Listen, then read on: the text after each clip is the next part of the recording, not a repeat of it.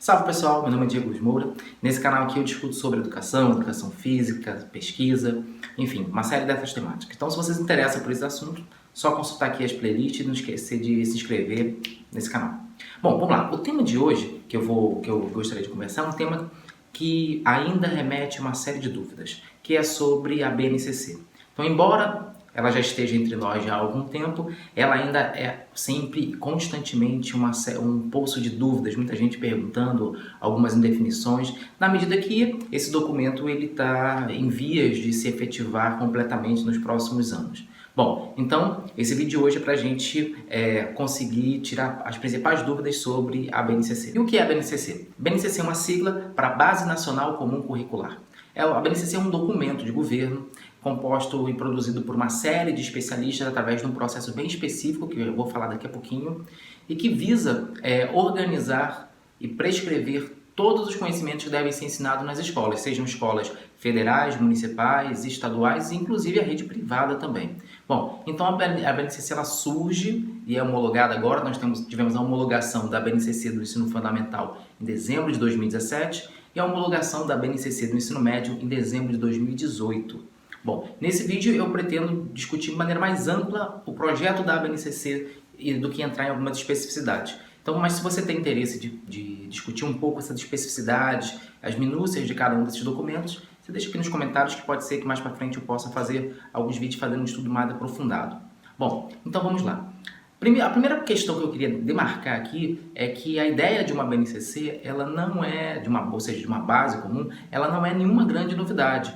Sempre existiu o debate que apontava a necessidade de ter uma base comum curricular. O primeiro documento a citar a possibilidade de ter uma base comum foi a própria Constituição de 1988, no artigo 210, ela já fazia menção na construção de um documento que pudesse prescrever os conteúdos mínimos na educação brasileira. Outro documento foi a LDB de 1996, no artigo 21, já falava a necessidade também de construir uma base curricular comum. Na sequência, em 1997, os Parâmetros Curriculares Nacionais, os PCNs, eles já colocavam a necessidade de que os estados pudessem selecionar conteúdos a partir de uma base para poder prescrever o que cada município, estado deveria ensinar. Em 2010, houve a resolução número 4 do CNE, que era sobre as diretrizes curriculares nacionais de educação básica, e ali já se falava também a necessidade de uma construção de uma base comum curricular. E ainda antes da criação da BNCC, o Plano Nacional de Educação, nas metas 2.2 e 2.3, define a implantação dos direitos e objetivos de aprendizagem que vão compor futuramente a BNCC. Bom, então a gente pode perceber que essa ideia de construir uma base comum curricular, embora possa, ou muitas vezes é discutido como se fosse uma grande novidade, algo que surgiu num vazio, na verdade isso é fruto do nosso processo de discutir educação no Brasil, desde a Constituição de 1988.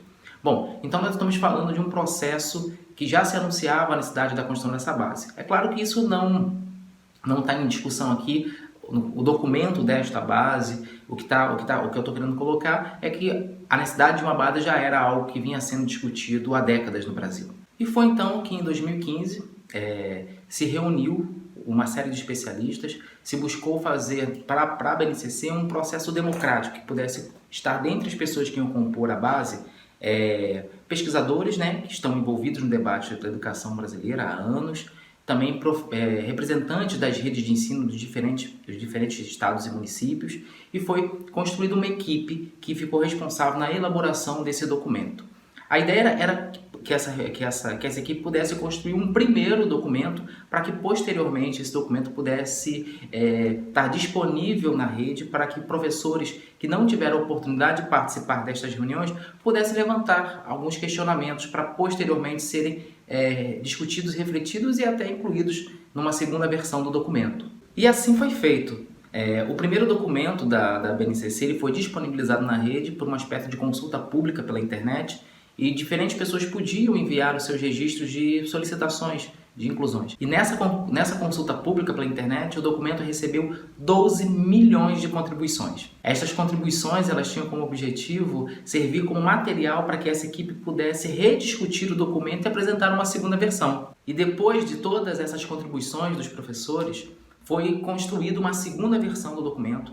Essa segunda versão ela foi disponibilizada para debate com 27 seminários em diversos locais do Brasil e recebeu a contribuição de cerca de 9.000 professores, para que pudesse, a partir desse segundo momento, com um documento mais maduro e com essas contribuições, voltar para essa equipe, para que eles pudessem discutir e apresentar a terceira versão e depois fazer esse mesmo processo para finalizar o documento.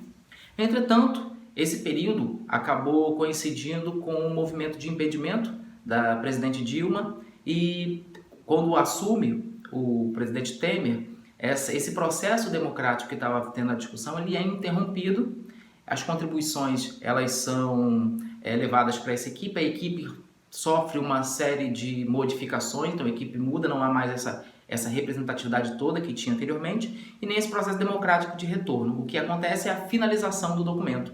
E depois ele é homologado em dezembro de 2017. Bom, então esse foi o processo que se construiu para esse documento que hoje nós temos em mãos. Então, está disponível hoje na rede e há um período para que os municípios consigam se adaptar para a BNCC. Então, é importante que a gente reflita um pouco sobre o que é esse documento. A BNCC, ela não, embora ela tenha um poder de lei, ela é algo que vai nortear, de fato, todas as escolas, ela não é tão engessado quanto muitas vezes acaba se falando por aí. Ela sim, ela tem uma ideia prescritiva, entretanto a ideia da BNCC é que ela sirva como uma base para que estados e municípios construam o seu currículo a partir dela. Inclusive, tenham espaço de uma parte diversificada para questionamentos regionais. Então, o que não deve acontecer que não deveria acontecer, seria um processo de verticalização entre pegar a BNCC e querer aplicá-lo na escola sem antes esse processo reflexivo dos estados e municípios para construir seus próprios currículos. Então a ideia é que estados e municípios, a partir da BNCC, construam os seus currículos para que possam fornecer essas especificidades regionais dentro desse novo documento para servir com maior suporte ao professor que está na escola. Bom, como eu vejo isso? Acho que tem muitas questões que a gente pode discutir, mais especificamente da BNCC, mas eu queria deixar claro um posicionamento nessa perspectiva mais ampla que quando eu vejo a BNCC. Eu vejo ela como um movimento que ela é uma oportunidade para que nós, professores, possamos nos debruçar em questões didáticas importantes sobre o que ensinar, questões relacionadas às especificidades, às particularidades regionais e como que elas podem estar no currículo, uma oportunidade da gente rever o currículo e tentar buscar atualizá-lo de acordo com as demandas pedagógicas e demandas também regionais dos nossos grupos que temos em mãos. Então, é dessa forma que eu vejo esse documento, como que a gente pode remeter esse olhar. É claro que há uma série de elementos ali dentro da BNCC que cabe uma série de discussões e que eu gostaria de discutir melhor. Inclusive, eu digo, essa minha reflexão está muito mais focada na BNCC do ensino fundamental do que do ensino médio. Na BNCC do ensino médio tem algumas ressalvas, mas eu prefiro que a gente discuta isso em outros vídeos. Então, se você tem interesse em continuar discutindo sobre BNCC, não esquece de deixar aqui nos comentários para que eu possa sentir como que está a aderência sobre esse tema e a gente pode fazer mais vídeos aqui para continuar esse debate. Demais, agradeço a audiência até aqui. Se você conhece alguém que se interessa por esse conteúdo, compartilhe esse vídeo com os demais colegas. Grande abraço e até o próximo vídeo.